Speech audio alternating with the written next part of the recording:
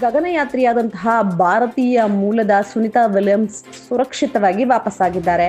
286 ದಿನಗಳ ನಿರಂತರವಾದಂತಹ ಭೂಮಿಯಿಂದ ದೂರವಿದ್ದಂತಹ ಸುನಿತಾ ವಿಲಿಯಮ್ಸ್ ವಾಪಸ್ಸಾಗಿದ್ದು ಆ ದೃಶ್ಯವೇ ರೋಮಾಂಚನಕಾರಿಯಾಗಿದೆ. ನಾಸಾ ಈಗಾಗಲೇ ಸ್ಪಷ್ಟಪಡಿಸಿದಂತೆ ಗಗನಯಾತ್ರಿಗಳನ್ನ ವಾಪಸ್ ಕರೆತರುವುದರಲ್ಲಿ ಸಕ್ಸಸ್ ಆಗಿದೆ.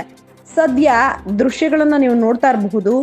ಬರೋಬ್ಬರಿ 286 ದಿನಗಳಿಂದ ತಾಂತ್ರಿಕ ದೋಷದಿಂದಾಗಿ ಗಗನಯಾತ್ರಿಗಳು ಬಾಹ್ಯಾಕಾಶ ನಿಲ್ದಾಣದಲ್ಲೇ ಉಳಿಯಬೇಕಾದಂತಹ ಸಂದರ್ಭ ಇತ್ತು. ಆದ್ರೆ ಸದ್ಯ ಈಗ ಇಬ್ರು ವಾಪಸ್ ಆಗಿದ್ದಾರೆ.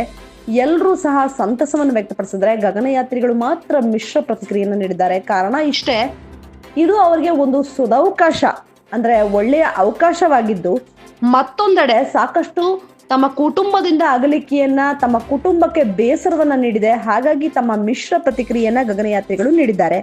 ಇದು ಒಂದು ಹೊಸ ಅವಕಾಶ ಅಂತಾನೆ ಹೇಳ್ಬೋದು.